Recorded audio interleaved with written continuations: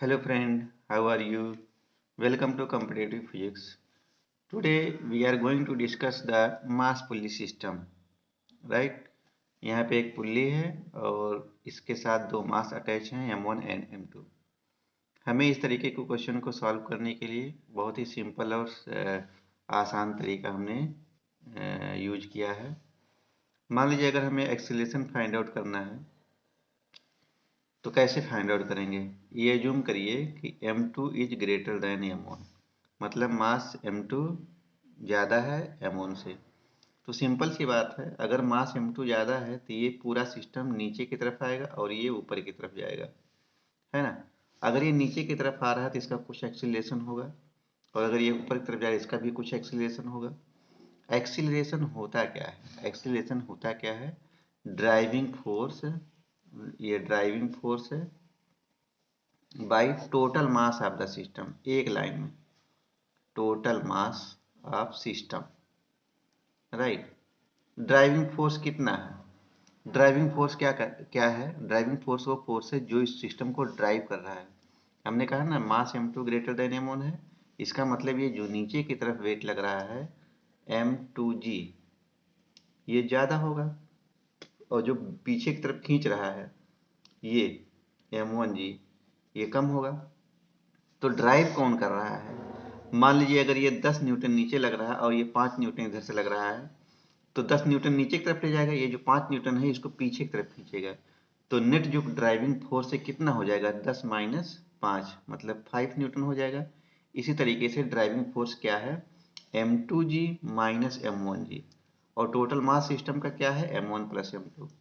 तो एक्सीलरेशन क्या हो जाएगा?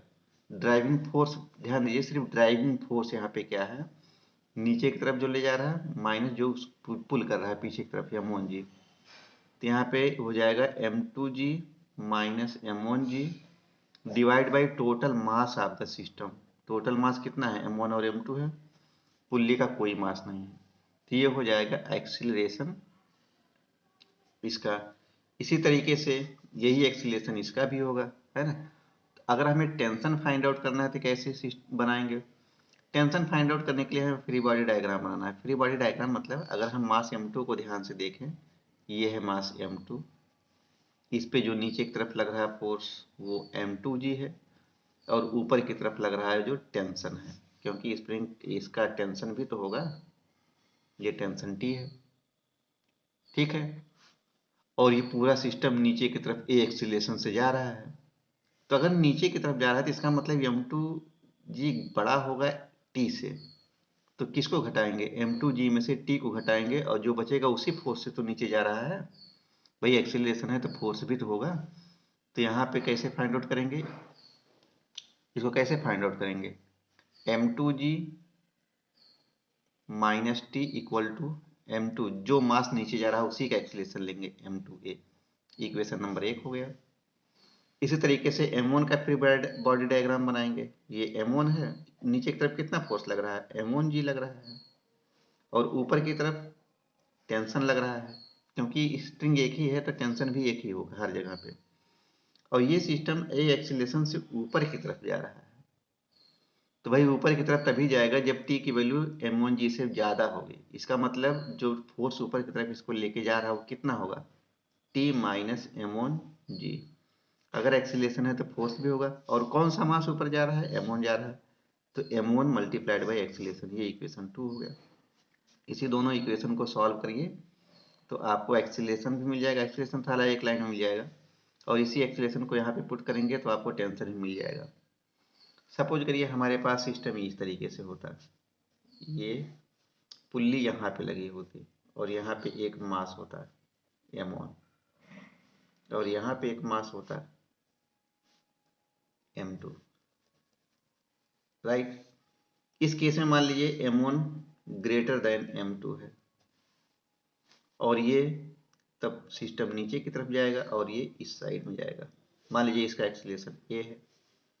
तो यहाँ पे जो ड्राइविंग फोर्स, एक्सीलरेशन कैसे निकालेंगे? एक लाइन में driving force divide by total mass of the system. तो यहाँ पे ड्राइविंग फोर्स कितना है? पहले M1G है, ये M1 इंटू जी है, यहाँ पे रखिए M1G माइनस यहाँ पे कुछ पीछे की तरफ खींच रहा है, इसको कोई फोर्स है, फ्रिक्शन फोर्स अगर जीरो है तो यहाँ पे इसका, अगर इसका फ्री बॉडी डायग्राम बनाएंगे तो इसका M2G नीचे लग रहा होगा, ए से रिएक्शन लग रहा होगा। लेकिन हॉरिजॉन्टल डायरेक्शन में कोई फोर्स है नहीं है। अगर हॉरिजॉन्टल डायरेक्शन में कोई फोर्स नहीं है तो इसका मतलब कोई रेजिस्ट करने के लिए फोर्स है ही नहीं, तो यहाँ पे जीरो हो जाएगा। तो total mass of the system कितना है, m1 प्लस m2। तो एक्सीलरेशन कितना हो जाएगा, एक्सीलरेशन कितना हो जाएगा, m1g by m1 plus m2 हो जाएगा। ये एक्सीलरेशन, एक लाइन का एक्सीलरेशन है, राइट। इसी तरीके से और भी क्वेश्चन को सॉल्व कर सकते हैं। मान लीजिए हमारे पास ये क्वेश्चन है, इस क्वेश्चन में हमें m1 और m2 का एक्सीलरेशन फाइंड आउट करना है, राइट। m1 और m2 का एक्सीलरेशन कितना होगा, ये पुल्ली है और ये जो है एक ही स्ट्रिंग है। यहाँ से ध्यान से देखिए, यहाँ से लेके ये पूरा एक ही स्ट्रिंग है, ये पूरा यहाँ तक पूरा एक ही स्ट्रिंग है। तो भाई अगर एक ही स्ट्रिंग है तो सब में टेंशन सेम होगा, ये भी टी होगा, ये भी टी होगा, ये भी टी होगा और ये भी टी होगा, है ना, सब जगह टेंशन सेम होगा। तो इसका एक्सीलरेशन फाइंड आउट करना है। यहाँ पे नीचे की तरफ M2G लग रहा है और ऊपर की तरफ क्या लग रहा है, 2T टेंशन, राइट। ऊपर की तरफ जो टेंशन है वो 2T है। तो इस, और ये नीचे की तरफ मान लीजिए आ रहा है एक्सीलरेशन से, तो इसका जो फ्री बॉडी डायग्राम होगा, इसका इक्वेशन कैसे होगा, M2G minus 2T will be equal to M2 into a. इसी तरीके से M1 का फ्री बॉडी डायग्राम बनाइए, ये M1 है, इसमें नीचे की तरफ जो फोर्स लग रहा है वो M1G होगा और ऊपर की तरफ जो लग रहा है वो T होगा, और ये सिस्टम ऊपर की तरफ जा रहा है मान लीजिए, तो इसका होगा ऊपर की तरफ जा रहा है, इसका मतलब T ज़्यादा है, M1G कम है, तो T में से M1G को घटाएंगे, T minus M1G equal to M2A, ठीक है, ओके। इसी तरीके से अगर इसका फ्री बॉडी डायग्राम बनाएं इस चीज का, तो यहाँ पे 2T माइनस टी बराबर जीरो हो जाएगा।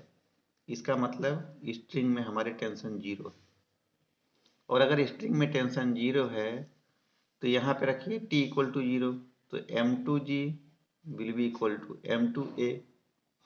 इसका मतलब जो एक्सीलरेशन होगा वो G के बराबर होगा, मास M2 का।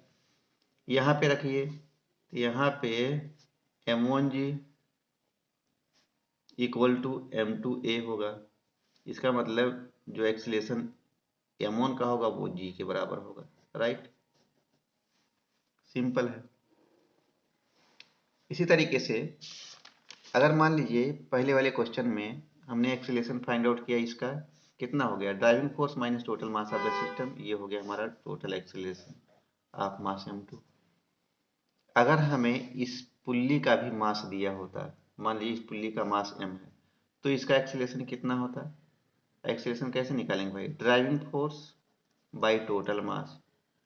ड्राइविंग फोर्स इसके लिए क्या है, इसके लिए M2G नीचे की तरफ आ रहा है, M2G माइनस M1G, यही तो है, M2G minus M1G divided by total mass of the system, M1 plus M2 plus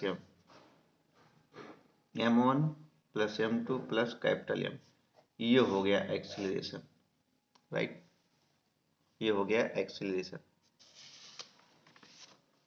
मान लिया हमारे पास जो सिस्टम है वो इस तरीके से है, हमारे पास जो सिस्टम है वो इस तरीके से है,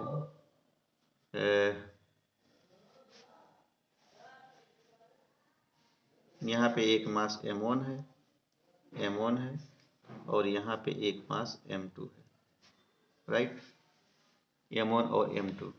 ये जो सरफेस है वो फ्रिक्शनलेस नहीं है, इसका मतलब इस सरफेस पे कोई फ्रिक्शन है, F not equal to zero.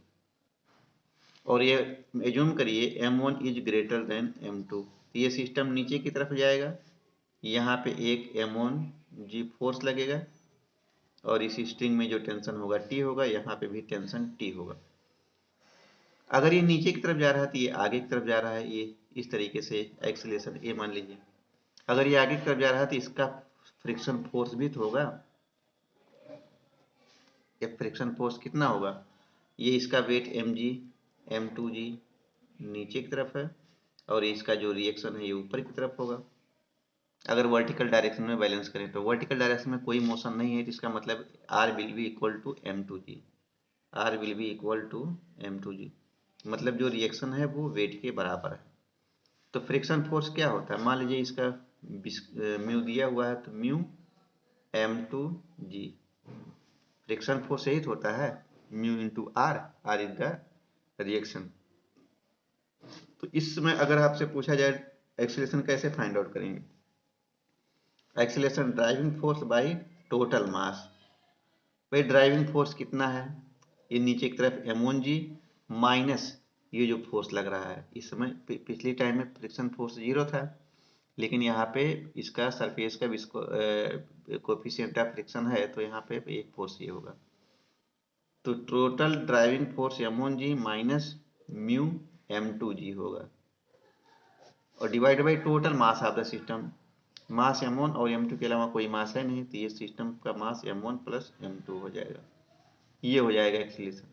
लेकिन अगर पुल्ली का भी मास दिया होता, अगर पुल्ली का मास दिया होता तो फिर क्या हो जाता है, m1g माइनस m2g, इसमें जो टोटल मास सिस्टम का होगा m1 होगा प्लस m2 होगा प्लस कैपिटल M होगा, ये एक्सीलरेशन होता है एक लाइन का, राइट। ओके, मान लीजिए हमारे पास एक सिस्टम और है, ये हमारे पास सिस्टम है, यहाँ पे इसका मास m1 है और इससे लगा हुआ एक और सिस्टम है, ये सिस्टम है, राइट। ये हमारे पास एक सिस्टम है और इस पे एक पुल्ली है, इस पे एक पुल्ली है जिसका मास ये है m3 और m2 है और ये m3 है, ये पुल्ली 1 है, पुल्ली 2 है और इस प्रिज्म का मास है कैपिटल M। तो मान लीजिए ये सिस्टम नीचे की तरफ आ रहा है ए एक्सीलरेशन से, तो एक्सीलरेशन फाइंड आउट करना है, कैसे फाइंड आउट करेंगे, acceleration will be equal to driving force by total mass of the system. यहाँ पे ड्राइविंग फोर्स कितना है, मान लीजिए इसका जो कोफिशिएंट ऑफ फ्रिक्शन है 0 है, तो ड्राइविंग फोर्स कितना होगा, m1g ही तो होगा, ड्राइविंग फोर्स कितना होगा m1g by total mass of the system, total mass m1 capital M, m2 m3 होगा, टोटल मास होगा m1 m2 m3 plus capital M, ये हो जाएगा एक्सीलरेशन एक लाइन में। लेकिन अगर यहाँ पे म्यू नॉट इक्वल टू 0 होता तो ये भी सिस्टम के पीछे एक फोर्स लगता, म्यू Fr, राइट। और यहाँ पे जो फ्रिक्शन फोर्स होता है Fr, वो किसके बराबर होता है, म्यू इंटू एम जी के, m plus m1 plus m2 plus m3 g के बराबर होता है, यहाँ से माइनस कर देते हैं उसको, ठीक है। Thank you very much.